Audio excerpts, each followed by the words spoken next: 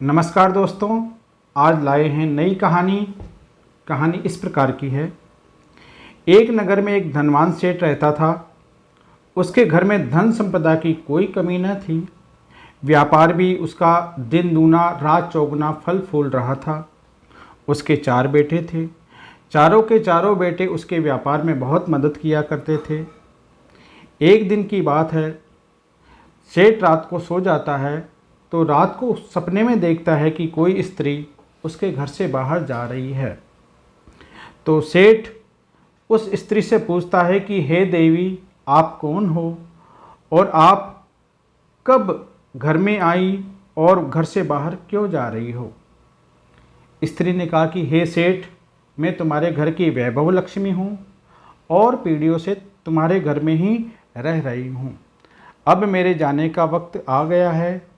तुमने और तुम्हारे पुरखों ने मेरा बहुत सदुपयोग किया है, व्यापार भी किया है, धन भी कमाया है और इस धन से संतों की सेवा की है, गरीबों की मदद की है, शहर में धर्मशालाएं, चिकित्सालय, प्याऊ वगैरह बनवाए हैं। सेठ, मैं तुमसे बहुत खुश हूँ और कोई वरदान मांग लो। सेठ ने कहा कि मेरी 4 बहुएं हैं। मैं एक काम करता हूँ कि इन चारों बहुओं से मशवरा करके फिर आपसे वरदान मांगता हूँ। तो देवी ने कहा कि ठीक है।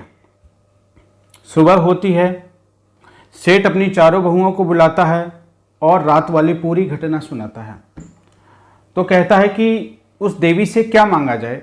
तो पहली बहू कहती है कि रुपए पैसे बैंक बैलेंस मांग लेते हैं। दूसरी बहू से पूछा जाता है तो वह कहती है कि हमें सोने चांदी हीरे जवाहरात वगैरह मांग लेने चाहिए। तीसरी को जब बुलाया जाता है तो तीसरी सलाह देती है कि हमें खेत खलियान अन्न भंडार ये सब मांग लो।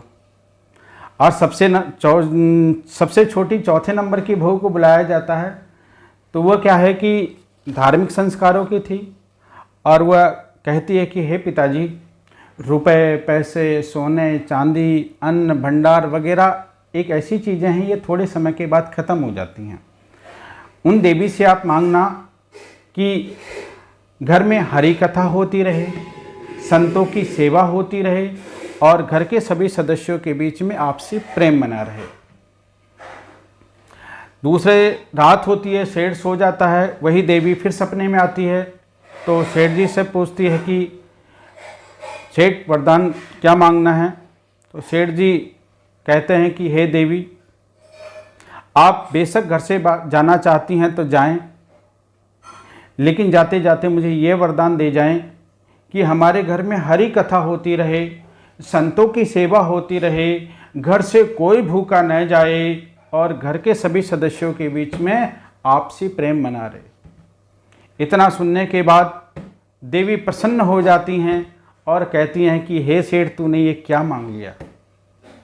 जिस घर में हरि कथा होती हो, संतों की सेवा होती हो और घर के सभी सदस्यों के बीच में प्रेम रहता हो, वहाँ तो साक्षात नारायण निवास करते हैं और जहाँ नारायण निवास करते हैं वहाँ लक्ष्मी निवास करती है।